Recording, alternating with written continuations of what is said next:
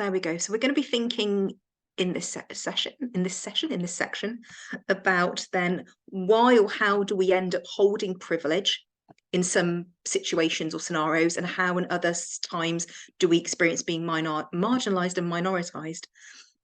And for me, it comes down to identity. Now, very often when we think of identity, we think of very maybe dominant aspects of identity or maybe protected characteristics.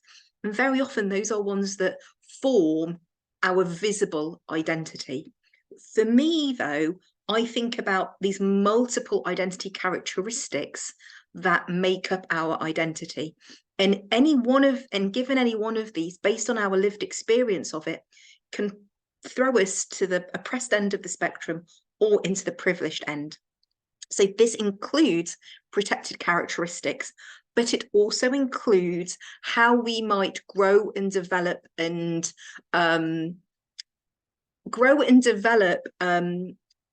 over throughout our lived experience. So it's not fixed. Our identity is not fixed based on one or two identity characteristics. There are going to be some same throughout our life, but the vast majority of these are that they're much more fluid. They grow and develop because of our lived experience. And so while ones on here are going to feel incredibly familiar to all of you, such as understanding that we have an identity through our gender and we self-identify, or we self-identify with our ethnicity or culture or nationality, maybe, although these things can obviously change and are fluid over time. There are other aspects here of identity that we may not actually recognize or as quickly identify as part of our identity. Things such as family dynamic, for example, or our narrative, the stories we hold. And going back to that point Shubnam mentioned earlier about intergenerational trauma, the narratives and stories that we hold form part of our identity, or our class status education. So it's not only through aspects of our protected identity characteristics, but through our identity that is informed by and influenced and changed by our lived experience.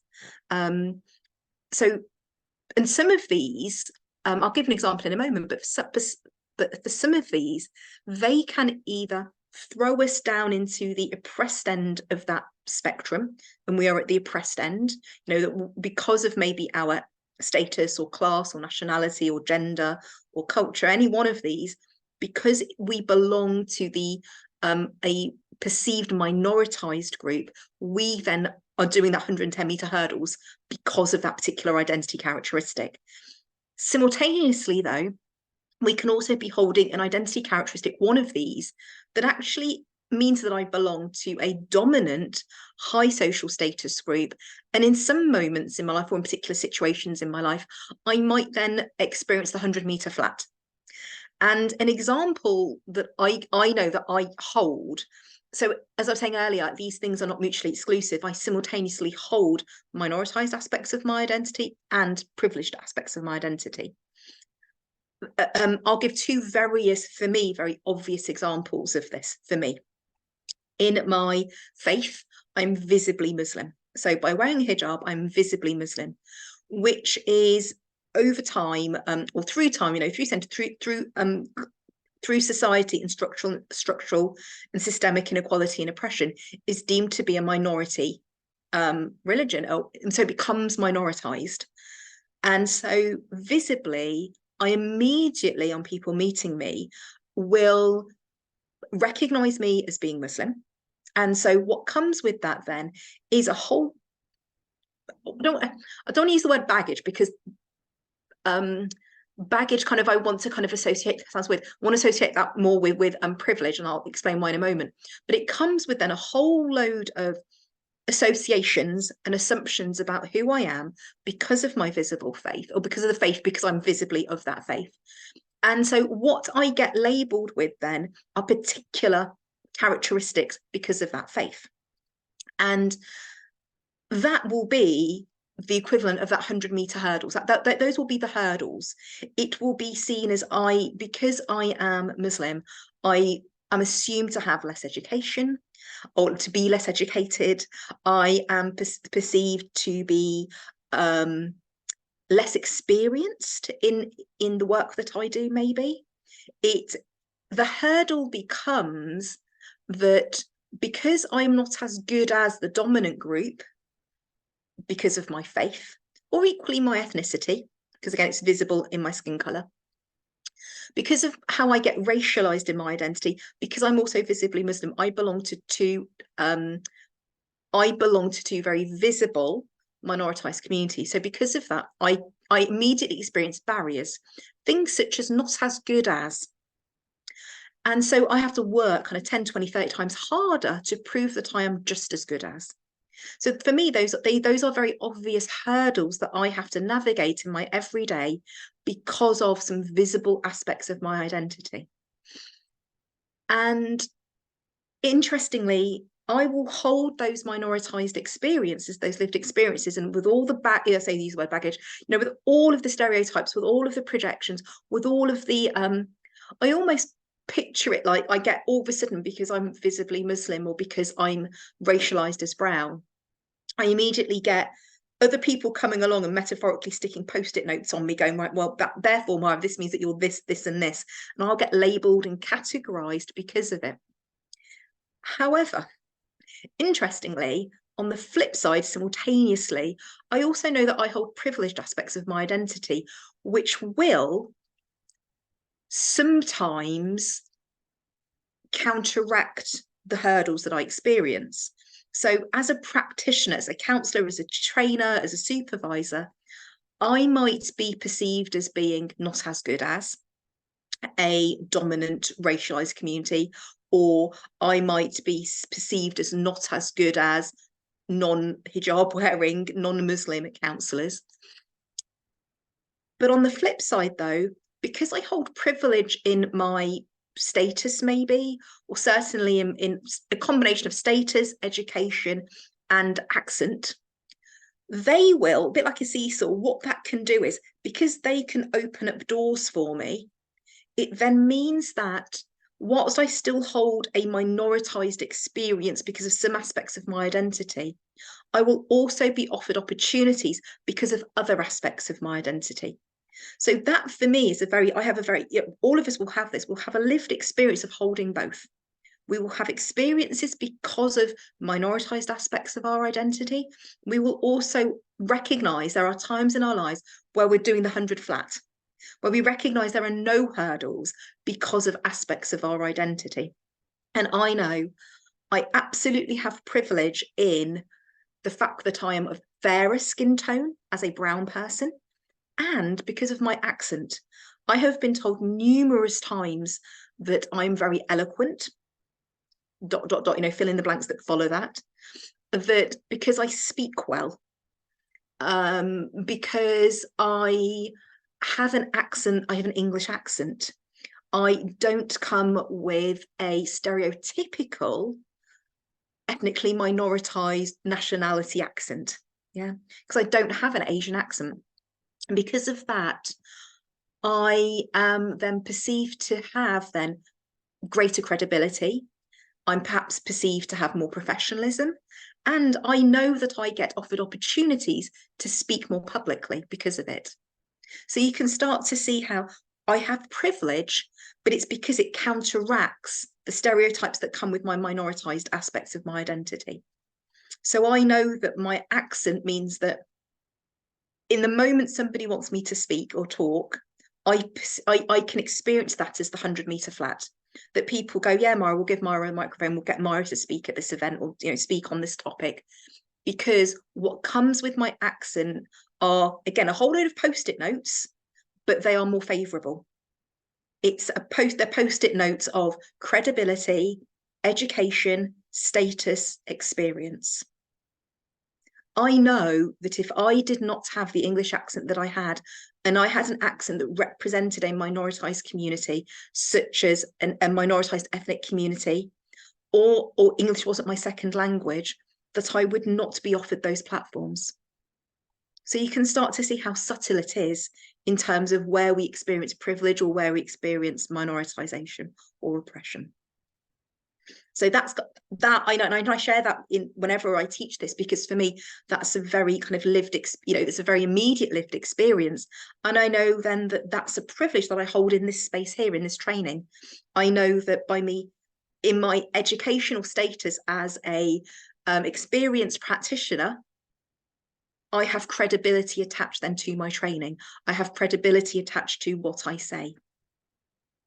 So it's live, even in this space that we hold and are in right now, that I'm holding privileges. At the same time, I'm also holding simultaneously aspects of my identity that are also minoritized. And it's about how the two relate to one another. Again, I don't hold privilege as education or status or what's the word I just used, credibility, without it being related to how does that relate then to how does that relate to my minoritized aspects of my identity?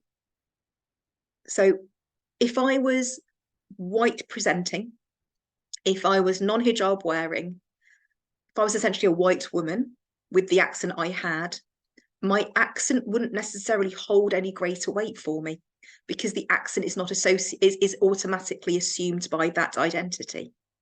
Does that make sense to people, that the accent is a privilege against my oppressed identities? The accent holds no weight if I was a white woman speaking, white presenting, non-hijab wearing woman. So it's so individual, because they're all in relation to one another. What I'm going to invite you to, again, I'm going to stop sharing and I'm going to come back to the group. Just kind of, again, inviting people just to make some notes or some thoughts. What I always encourage whenever I share this identity wheel after any training that I do with the wheel is I really do encourage you to go around and fill in each one for yourself, self-identify which each one is. And as we look in a moment at the spectrum itself of oppression, start to identify, having self-identified that these are my identities, which end of the spectrum do I land on because of it? Okay. So 2 tasks you can do with this identity wheel is to self-identify each characteristic, and then based on that characteristic, which end of the spectrum does it land me on? Okay. And this also, if you have the book, in the back of the book, I actually have a blank copy of it. And I will, and when you get the slides, you can use it. I print it off and have like a physical copy of it that I will fill out for my clients, not with my client, but for me when I do my own process notes or when I take it to supervision, because it helps me to start to really identify what levels of power and privilege do my clients sorry, let me say that again. What it helps me to identify is where might they be experiencing power and privilege, and where might they be experiencing marginalization. And I do that from a place of make sure I'm not missing out any of my blind spots. Let me make sure then that I'm not being led by things that are visible to me. And of course, what I'm not doing is assuming what they are. It's I fill out this wheel as I'm doing my work with my client. And I kind of keep it as part of my process notes. So it's a tool for me, but it's a tool that I use in my work with clients. It also means that there's very likely then an identity characteristic that I've yet to explore with my client, or I failed to take note of, because again, some of these are hidden. Some of these are internal identity characteristics rather than visible. And of course, as we well know, that what is visible may not be what clients identify with. So again, it's always about checking out with the client, how do they self-identify? So the identity wheel is one tool, both clearly here in the training, but also in the book, that I go, this is something to help you think about identity and anti-oppressive practice. And then becomes, in a way, it becomes a bit of a starting point, but also an ongoing tool that you can use then to start thinking about where power might be present, or where experiences of oppression they might, where in their life or why in their life they experience oppression.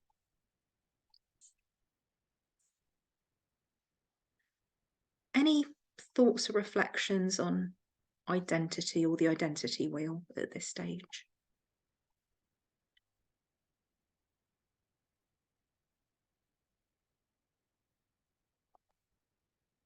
Is there anything on the wheel that perhaps surprised you or unsure about, or does it feel to be making sense? Yeah. I think and that's why I really encourage and invite you to fill it out for yourself, because I think once you start using it, it's always in the proactive using of it. Do you start to see actually how rich it can start to really identify kind of what your client is holding. But as I said, do it for yourself first, because again, if we go back to the model, it's two identities in the room. So we have to know what was the identity that we're holding in the room, first and foremost. Yeah. Shabnam, yeah. Yeah, thank you for sharing that. And I really resonate with some of what you said as well, because I mean, I have lived experience of exactly that. That you speak really eloquently, you're really good at communicating. And it's that, and and that wheel really sort of, I think, solidifies what's been sort of going on in my process about, because I'd totally sort of resonate with the oppressive bit of being South Asian, being Muslim, coming from that heritage, but then also sort of being born here and being educated here and having, that the accent, or rather not a South Asian accent, and how that's helped me progress in what I do and in my career. And I'm very, very aware of how it could have, how if I hadn't have got this privilege of, being brought up here, being, educated, being here, especially not educated, because it's different, isn't it? You can be educated, in a South Asian country on the same level or better, but if you don't have that, if you have a South Asian accent, then that would not open up the doors that it's opened up here for me. But that identity feel has really sort of solidified actually where it is, because for me it was just a process that was going on in my mind and me identifying parts of it, but it's kind of solidified that for me Yeah. in different parts. Yeah. And I think also, absolutely, and I think also for each of us, what this wheel allows us to do is, I think, to actually look at ourselves more broader, wider, deeper, richer. Because again, I think we can get so caught up with protected characteristics, which absolutely are part and parcel of our identity. Of course they are. But I think what it is interesting, because what it can do then is actually minoritize and oppress and ignore and deny or avoid other parts of our identity. And so whenever I think of this identity wheel, I think of it a bit like, I use the metaphor of like a Rubik's Cube, in which, depending on the situation we're in and the relationship we're in or space we're in, that Rubik's Cube reconfigures based on the situation and which parts of our identity are brought into the foreground and which stay in the back. And then we might switch, and we might, I don't know, in the switch, maybe from going to work to home, it means that on that journey home, technically, what's going on is that Rubik's Cube gets reconfigured again, so that all of a sudden other aspects of our identity come more into the foreground. And so I think for me, this identity wheel, I love the fact that it feels that fluid and flexible, because we're not fixed. We don't lead with the same identity characteristics in every situation. And I think some hold greater weight. The ones at the foreground hold greater weight based on the situation we're in. So, for example, right now, the aspects for me that hold greater weight and that are in the foreground are going to be my experience, my status, my professionalism, everything that leads with my work hat on, technically. But at the same time, though, what's influencing though are my other character, and how those characteristics are being perceived are going to be perceived by other identity characteristics that sit in the background but are still present, such as my ethnicity, my gender, my faith, my all of those are still influencing how each of you then perceive the characteristics that I'm leading with. So based on being a cis female, based on being visibly Muslim, brown, of South Asian heritage, how does that influence then how my professionalism is seen, how my status is how my status is received or not, how much weight or influence you each give to what I say. I've been in trainings before where, because I've been brought in maybe as an in-house trainer or one-day training or something, there are going to be people in that room that are immediately going to be like, nah, I'm not open to this. I'm not, and I've been in trainings in which people have been completely shut down or shut off from what I am going to be teaching them, because there will be something in my perceived identity that they see as less than, that they will see of less value, not as important. So this kind of identity wheel and this kind of Rubik's Cube, this configuration, will influence and impact then how people then receive you and perceive you as well. So this idea that we can leave parts of our identity outside the door, or, I can leave that, that kind of old phrase. I don't know if any of you ever come across it when you did your training, that this idea that, we leave that at the door. I'm thinking, I can't leave anything at the door. Just visibly, I can't leave myself at the door. This myth or misnomer of we're a blank slate, that I'm neutral. There is nothing about my identity, and there's nothing about any of our identities that is neutral.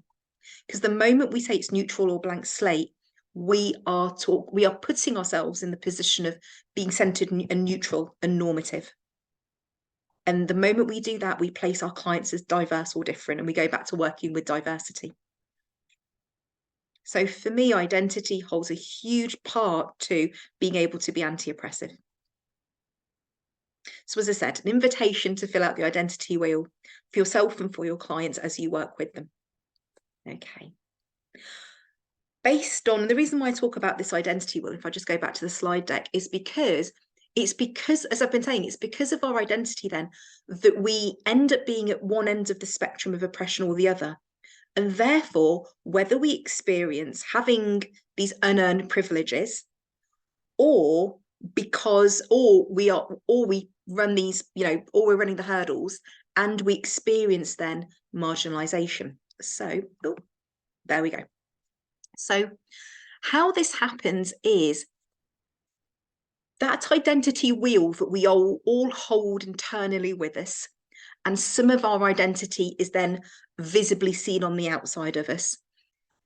Each of us go out into the world with this identity wheel, and we get what I call socially located in the world. We get identified by these characteristics. And because of those characteristics, we then get located in the world as either being part of a dominant group or a non-dominant group. So the very first aspect of understanding where or why we hold power, privilege, or why we experience oppression is because this is what's happening. Every time we go out into the world, we get socially located. And when we get socially located, the world then in return tells us this is where you belong in the world.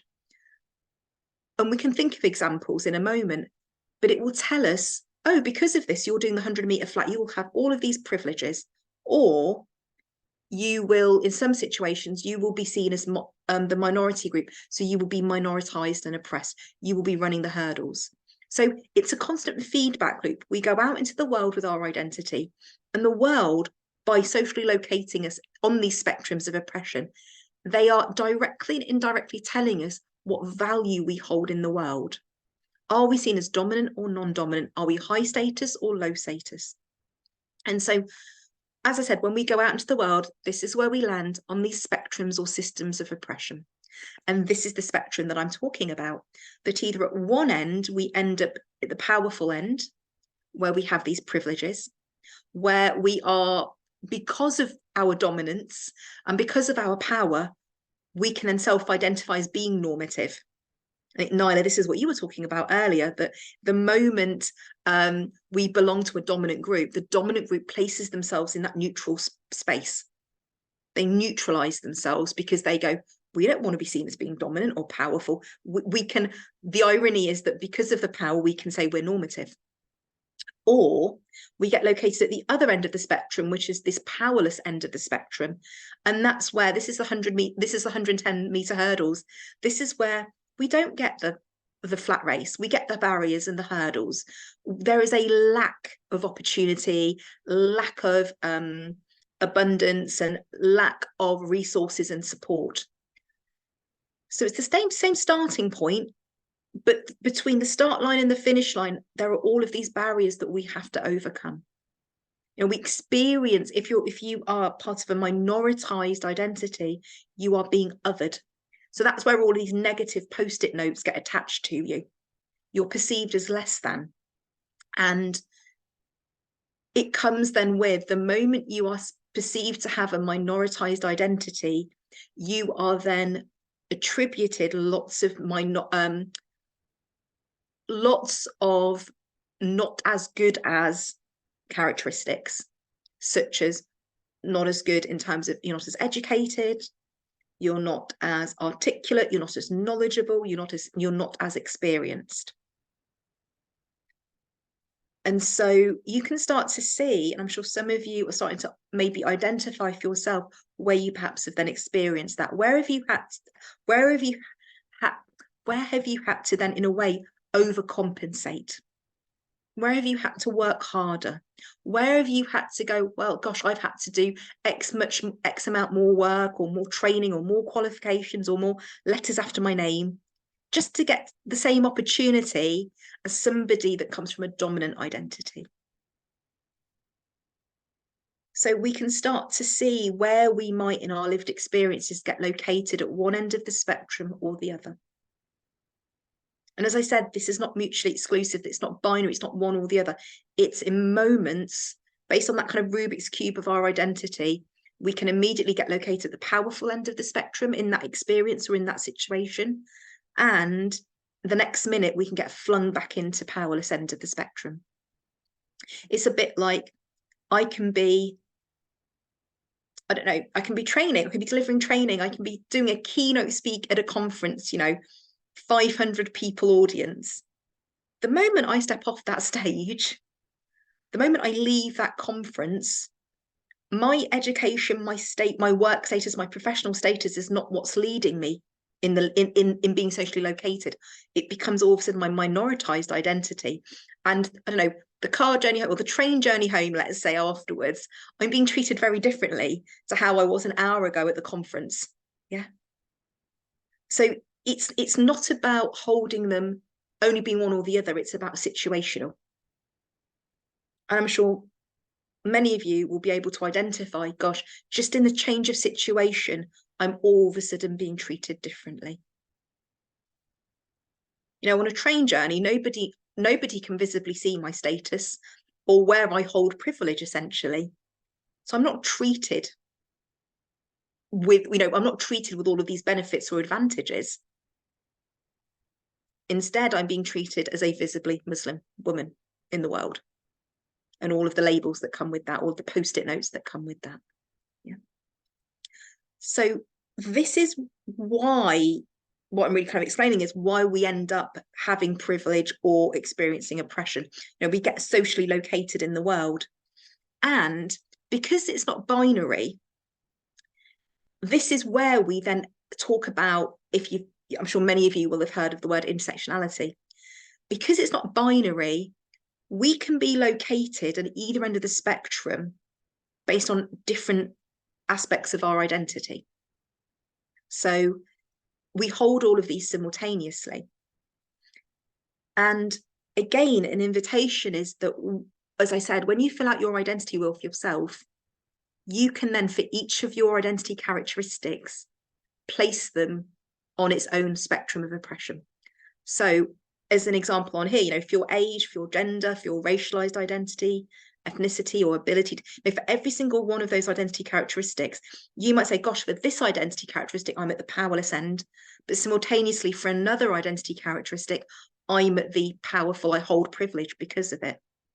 And so where those all meet, not necessarily we push them to the middle, but where they might meet, and that's where the intersection is, what that identifies for us then is, in my identity, in my intersectional identity, this is where I experience power, this is where I experience oppression. So intersectionality actually allows us to identify for ourselves where we hold privilege and where we experience oppression. Again, not mutually exclusive, not binary. And we can then start to recognize how or where or how our clients experience that.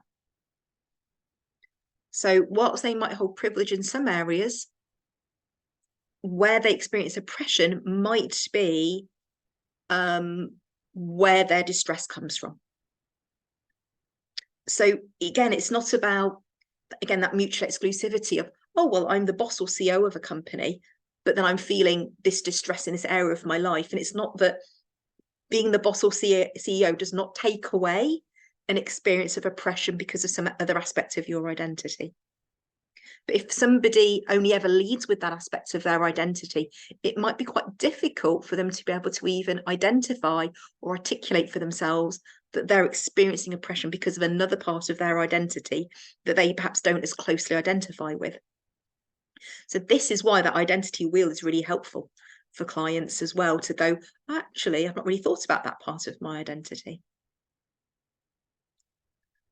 So thinking about, and so this ultimately really is about starting to recognize why or where or how we end up experiencing power or hold privilege, but also, as I've said, where we might also then experience oppression.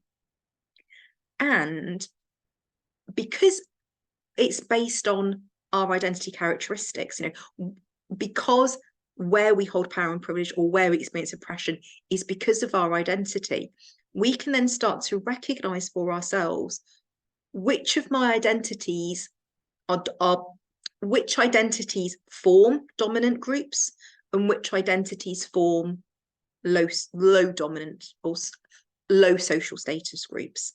So in this next slide, these are those spectrums of oppression, but then actually now labeling what they are.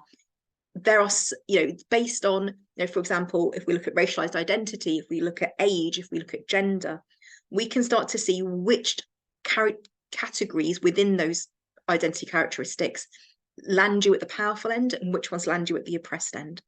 So this, again, scales of power is a really good tool to start to identify for yourself and for your clients where you may hold power. Equally, at the same time, think of it a bit like a seesaw. These aspects of my identity increase power for me, but at the same time, there are certain aspects of my identity that also decrease my power. And based on research, this is how some of those spectrums have been categorized. So, for example, racialized identity, what gets placed at the dominant end, at the powerful end, is a white racialized identity. And at the oppressed end is Black and brown identities, racially minoritized identities. Like I mentioned with accent, if you are English speaking with an English accent as your first language, that is going to increase your status or increase your perceived education, your increased class or status. If, on the other hand, you are English speaking as a second language and or you come with a strong regional accent or non-English accent, or you're speaking English with a non-English accent, it will immediately push you down at the oppressed end of the spectrum, and it will decrease your level of status and education and knowledge, experience. Yeah, so you can start to see where at one end of the what increases your power at one end, the opposite of that will decrease your power at the other. In terms of age, what's perceived as being of a high social status or high social class is being aged between 25 and 45. Interestingly, though, that's situational, because as we know within the profession, an older age bracket, I would say, actually increases our power. So a counsellor who's perceived as, I'd actually say, in that 45 plus bracket, interestingly, is perceived as having, as combine it with the occupation of being a counsellor, will be perceived as increasing your power. But if you come into the profession, I think under the age of 40, I think it actually knocks you into decreasing your power because you're perceived as being too young. You're perceived as being inexperienced. You can start to see the post-it notes that get stuck to you, can't you? I know that I experienced that when I started. I started training when I was 28, 29, something like that. And I know that I was perceived as being too inexperienced or lacking of lived experience and too young to be training. I mean, I ignored all of that. But there is something then about immediately that those were hurdles in front of me. So it's situational as well. But in terms of societal structural oppression out there, the age bracket is 25 to 45. Of course, the moment you put it, as I said, the moment you put it into the profession, that age bracket does change to a slightly higher age bracket. So yes, and again, things like class, gender, sexuality. There are categories within that place you at the increased power end. So being middle class or elite upper class, being heterosexual, being able-bodied, being educated, being employed, being seen as attractive, all of a sudden you are given power because you are perceived as having higher social value. So if you occupy any of these identity characteristics, all of a sudden you will be given privileges and benefits because of it. And equally, the opposite is true at the other end of the spectrum for those same identity characteristics. If you are female or non-binary, gender fluid, if you actually from any now gender, essentially, if you are not a cis male, any other gender will decrease your power. If you are perceived as being too young or too old. Now, I know as much as we give power to within the profession to older counsellors, there is also this really weird moment in which you become too old. So this young or old spectrum, either end of this kind of bell curve, you decrease power.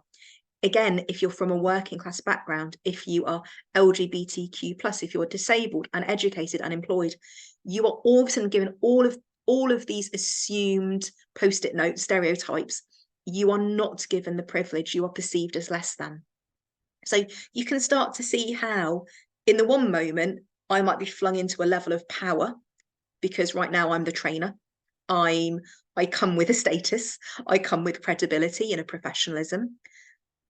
But the flip side, simultaneously, people can ignore everything I say because what they are responding to and relating to are aspects of my identity that give me a low social status.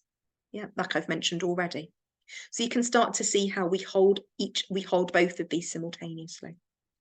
So, of course, what I'm going to invite you to do, again, in the book, this is a tool in the book, and also at the back of the book, you get like a blank copies of these as well to fill in. So on the next slide is look at that, it's like Blue Peter, it's as if I've made one earlier. I'm going to invite you now to fill this in for yourself. So just draw it in your book or just make it as a list. So based on, I'll go back to the previous slide so you've got the examples there, but based on those categories, if you can fill in what increases your power and what decreases your power. And Shubham, I've just seen your message. Lovely. So I'll leave the screen sharing for you, and I will go back to the previous slide. But essentially, she says, like fill in those two arrows for yourself to say only fill in for yourself, like which ones do I have that then mean, oh, this goes in the increased power for myself. These are my identity characteristics that mean that it increases my power. And these are my characteristics that decrease my power. Put that in the power arrow pointing downwards.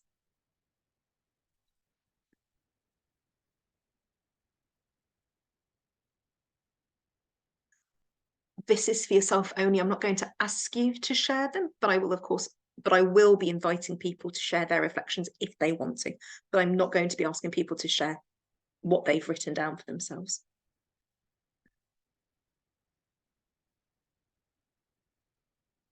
And of course, this doesn't include all of the characteristics. This does not include all of the characteristics listed in the identity wheel. But if you think back to the identity wheel, if there are any others that you want to add to either arrow, please do.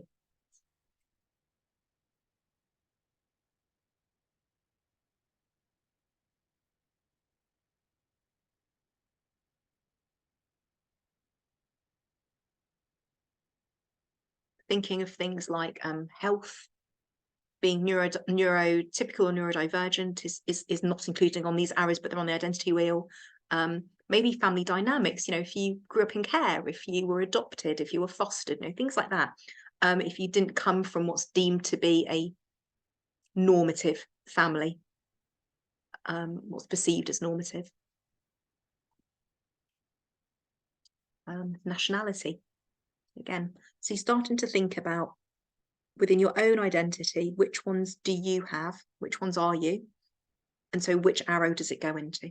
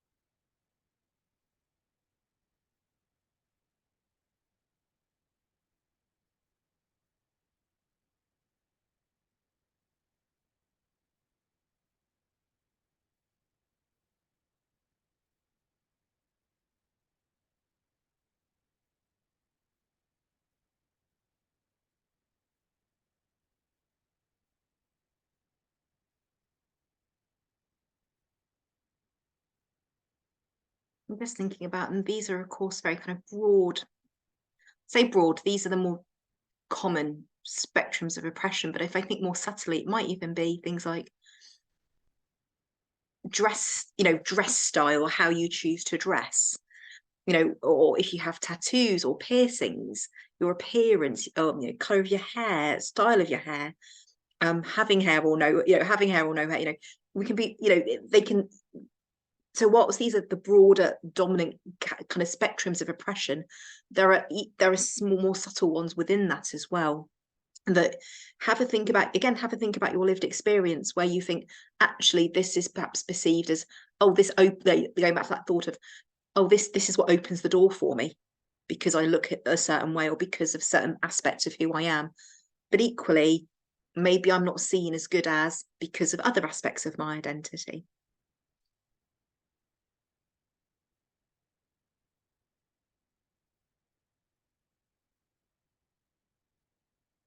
I mean, I know it's on there at the very bottom of the list of increased power, it says attractive, but if we think about, fatphobia, if we think about how there's a lot of body shaming, so being perhaps of a certain weight or size that's perceived as attractive versus somebody, where there is such fat shaming around people that are of larger bodies, bigger bodies, for example.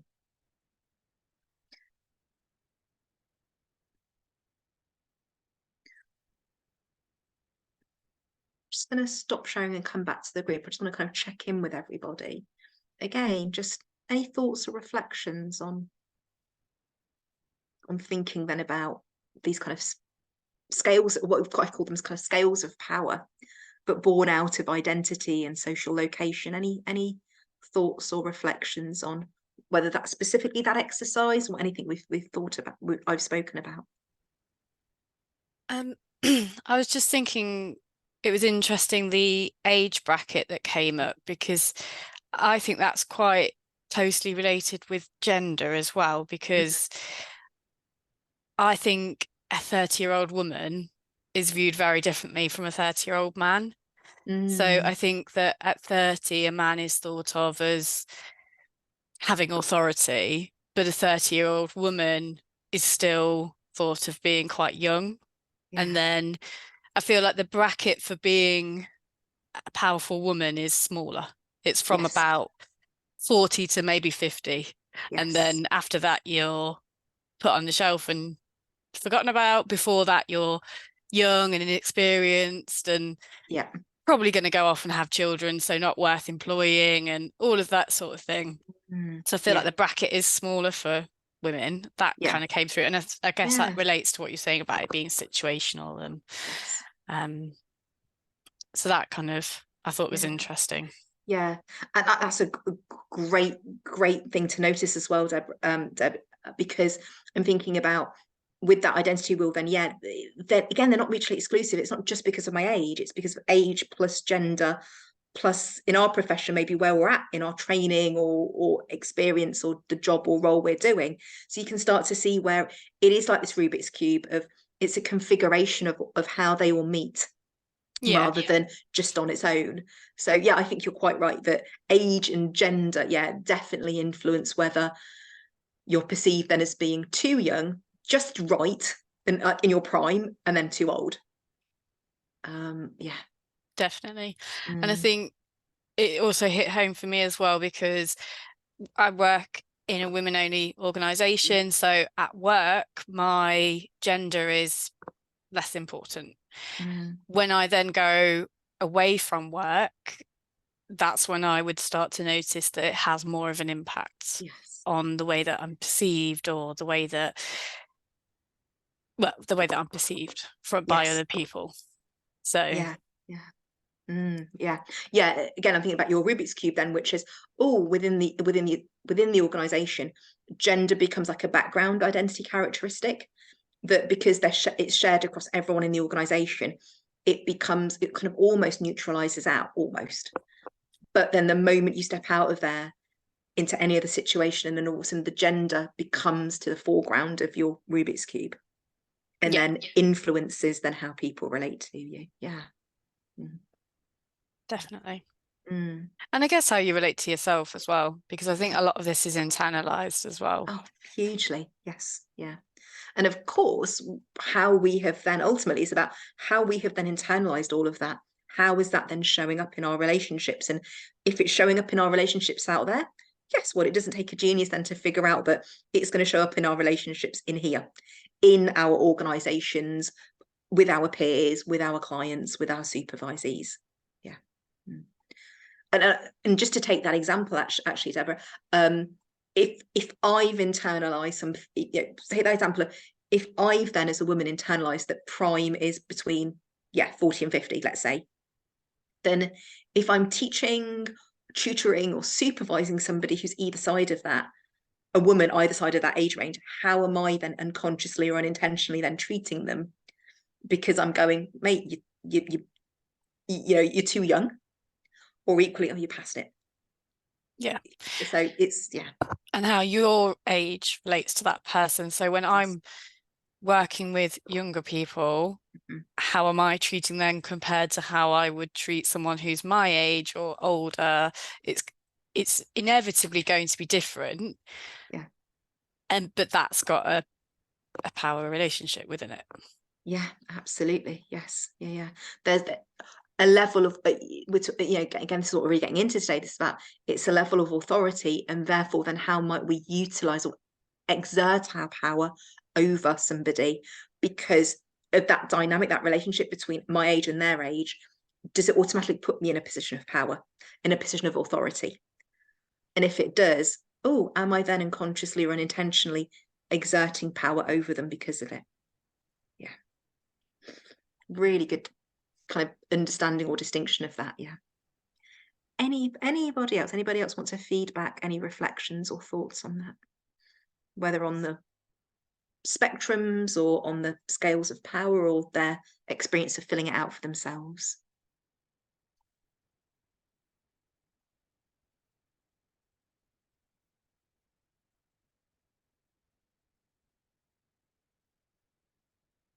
Was anybody surprised by perhaps what they filled in or where they filled it in?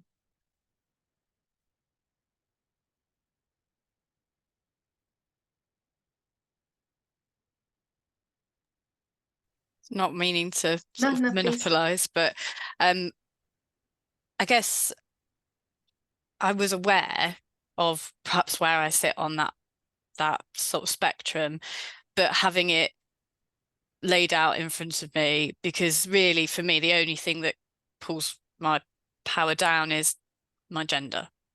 Outside of that, everything is a privilege.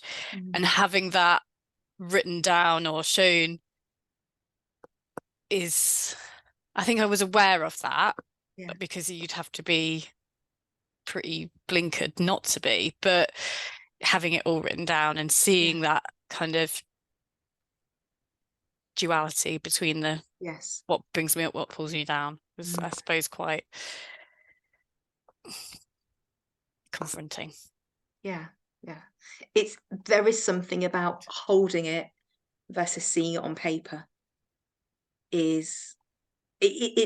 Interestingly, it's such a powerful thing to do, and I think again that's why as a tool it's so useful for ourselves and for our clients. Again, we don't fill out with the client, it's for us to fill out by ourselves, or use it in supervision maybe, because again it's helpful just to see it on paper, because it gives a real, it's an illustration then of what those scales look like and where the imbalance in those scales are going to be as well. Because interestingly, we'll take that example. You might have lots in the power, the things that increase your power.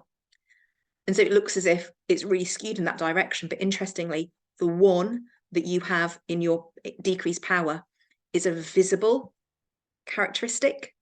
So actually it holds more power. And because it is so visible, that can almost, it's not to equalize it, the scales, but to say that one aspect of identity can actually take away all the power all the privilege that you might have in some situations. So I think it's also about recognizing that they're not all equally weighted. Our visible identity characteristics, each of them hold greater weight. So, I mean, very literal, like old school scales, if visible identities each are 50 grams per weight, each one, and all the rest are only 10 grams, we can be filled with lots of 10 grams on one side, but the moment we put a 50 gram in the other column, in the other arrow, it immediately holds more influence over the others. So again, Deborah, I'm thinking about a situation in which you leave your service and maybe go to a round table discussion with lots of other charities, and they all have male, I can just imagine they all have male CEOs, for example. I'm intentionally stereotyping here.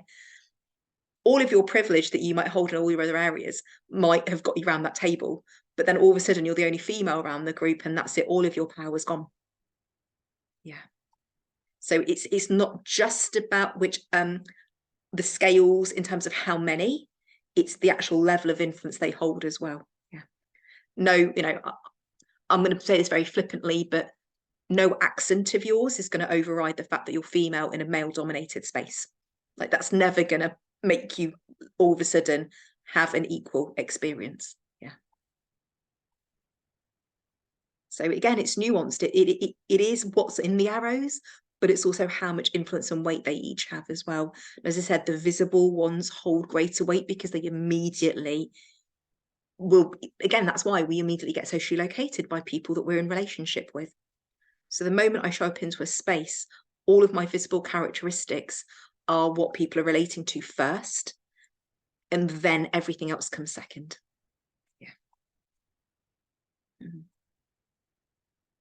Anybody else want to share or feedback? As I said, it's invitational. You don't have to.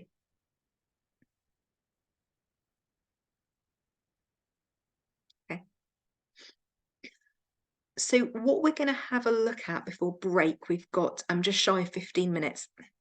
So going to be working through then the next few slides in thinking then about I mean, spend a short amount of time, but thinking a little bit about racialized identity, because again, it's been mentioned already. but I kind of want to just speak a little bit to that. And then we're going to actually go into then starting to think about how it then shows up in therapy and counselling. Okay, so as was mentioned, actually, because I think when I put you into the small breakout rooms earlier, when you came back and fed back, I think Deborah and Shubnam, you'd described it as that backpack, didn't you? And I'm thinking about the I'm sure some of you are familiar with this, but the definition, is it her definition? Yes, or her description. This is oh gosh, what's her name? Peggy McIntosh's description of specifically then white privilege or whiteness privilege. Oh, let me get a try slide. So only a short amount of time on this, because of course this is a huge topic in and of itself, but I do want to acknowledge this because I think it is important. So Peggy McIntosh has done kind of absolutely inspirational work around and kind of coined this term and thought a lot about white privilege. So just as we have been talking all morning really about privilege being that flat race, that 100-meter sprint, no barriers. When thinking then specifically about racialized identity and thinking about whiteness then, because the term white privilege does get used a lot more, and I think also to understand it as well, because it can be incredibly, I think, alienating, but also incredibly triggering for people. That's why I kind of want to speak to it, because it's no different to any other identity characteristic and getting privileged because of any other identity characteristic. And so Peggy McIntosh refers to it as the automatic unearned benefits bestowed upon a perceived members of the dominant group based on social identity. And in this respect, specifically on whiteness over being black or brown. And she described it, white privilege, as an invisible package of unearned assets that I can count on cashing in every day, an invisible weightless knapsack or rucksack of special provisions, maps, passports, code books, visas, clothes, tools, and blank checks. Essentially, what she's talking about is that by being on that start line of a 100-meter flat race, I have the privilege of having a smooth ride. I have the privilege of not having barriers that I need to overcome, that I have conditions of daily experiences, or the conditions around me are set up for me to experience a flat surface. The world, society is formed to support my racialized identity. I'm going to read out some examples of this. I quoted this again in the book, and these are some of those daily experiences that Peggy McIntosh is talking about in this knapsack exercise. Now, I want to, in a way, contextualize this, because very often when this first, bearing in mind this came out in 1989, so it's been around a while. Interestingly, in the last few years, this knapsack kind of exercise was starting to be used to teach people about white privilege. And what we'd used to do is get a group of students and get them to stand either at the back of the room, or we'd get them to, and so if we got them physically to stand at the back of the room, we'd say, for every experience we're about to read out, for every statement we're going to read out, we want you to take a step forward, if it applies to you. Or the alternative was we got them to sit in a circle, and basically on your hand is for everyone that, again, is yours, rather than taking a step forward, just kind of, put up a finger for everyone. Yeah, so you're visibly counting on your hands how many of these apply to you.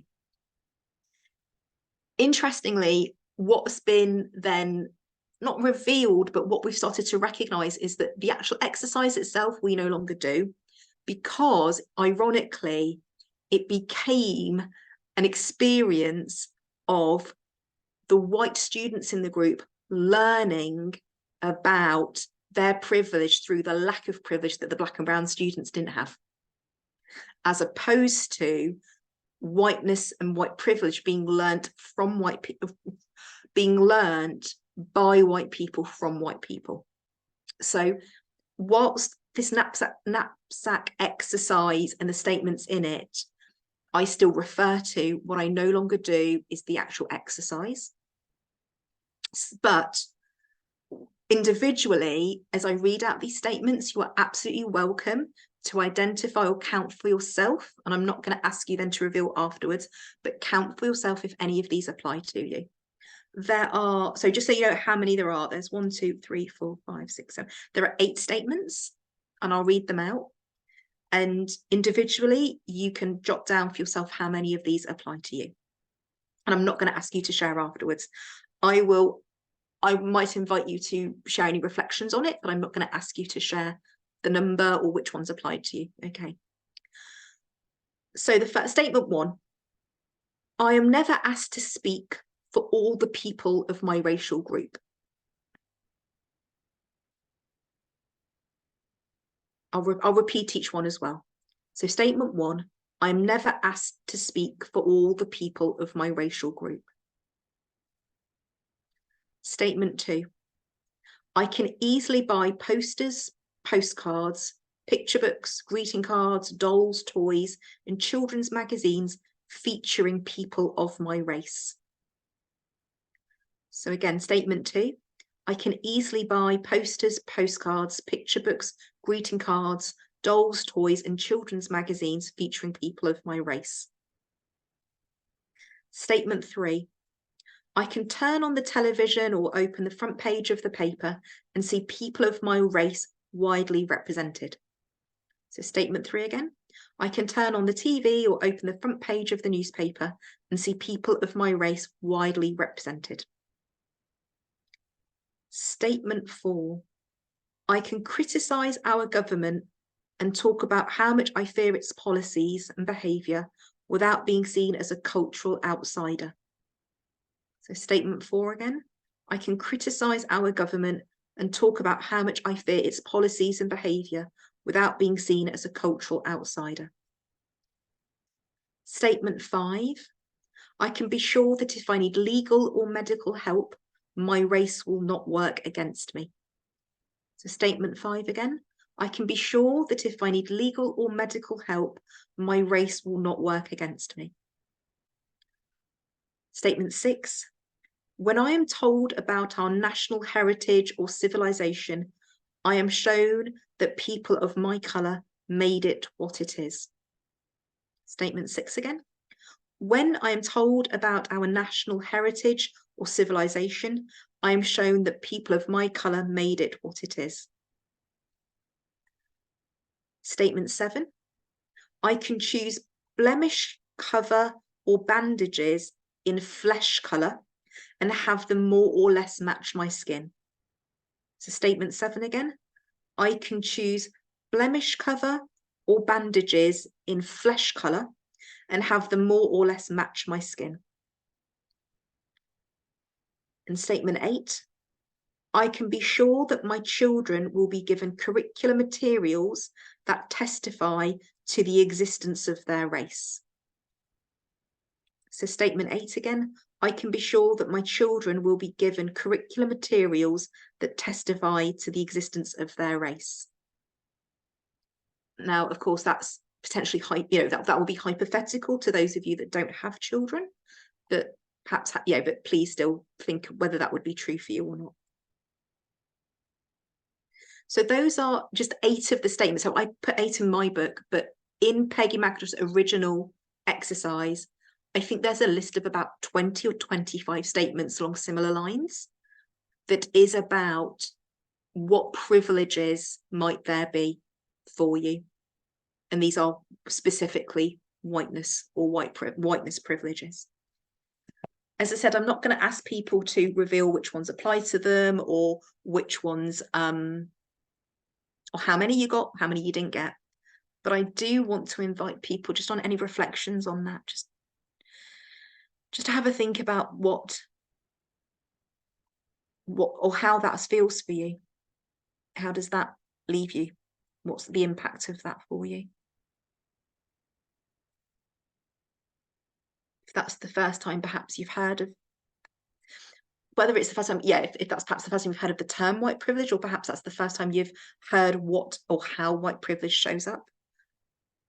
Again, it's about take that moment just to reflect on how you're left feeling about it and your thoughts on it. And again, as I said, I invite people to share if they feel they want to or are comfortable to.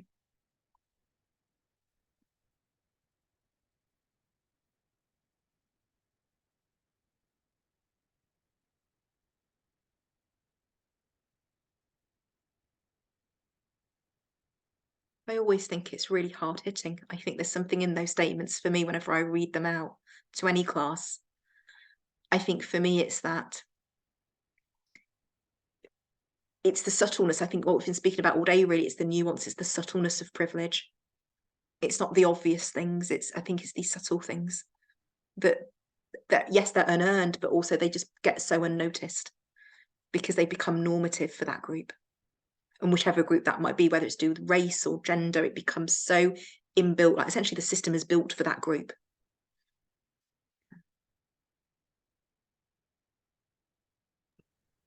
And I think you realize as well just how much things you just take for granted, like as being so-called normal. And like you said, it's things that you just don't think of. It's very eye-opening when like some of those statements, and like you said, the nuances, it was really impactful, I think. Yeah. So this absolutely. And I remember when I first came across it, I was like, yes, because for me, not being white, it was the opposite of, you know, especially things like, well, it's the opposite of all of those for me. And so it is about living in a world that it's either made for you or not made for you. You know, the world essentially, for me, it's within those statements when she speaks about it testifies or evidences your existence or your race.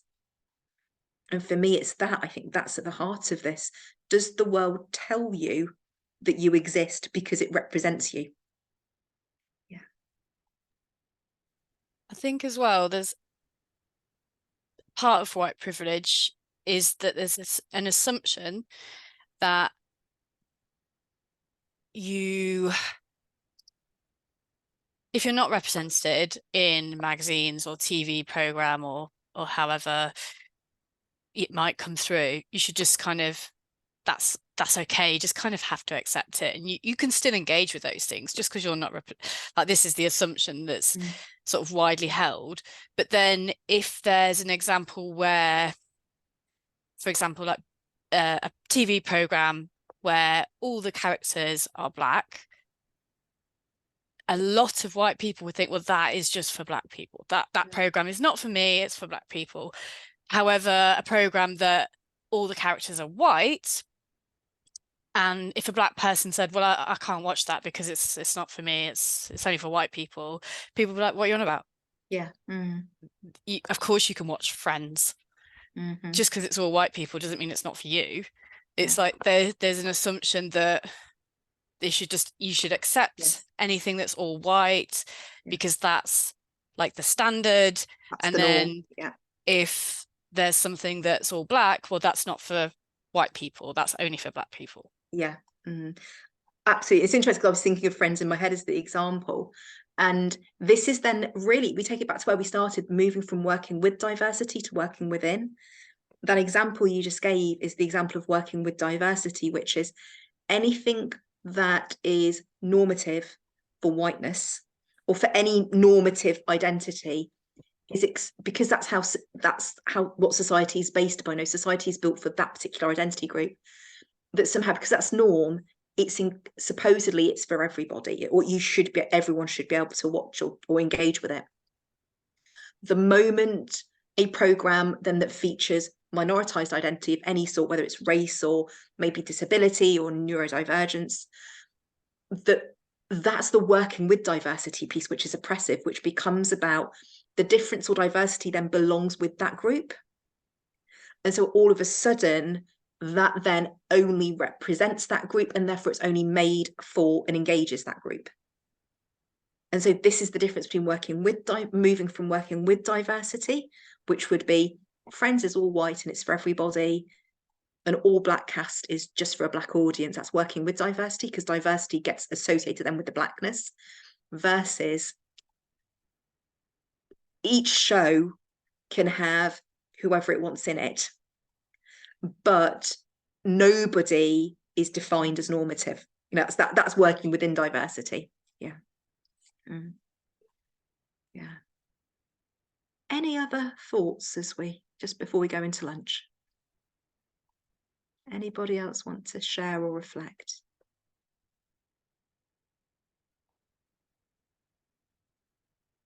Okay. Good place to also, I think, end to have a break as well, just to kind of help all of that kind of emotionally and psychologically digest over lunch as well. And if we come back for 2 o'clock, okay. And then yeah, and then we'll crack on thinking about this a bit more. Okay. I am going to be kind of around in that lunch in this next hour if people need to check in with me for anything as well. Okay. See you back at 2.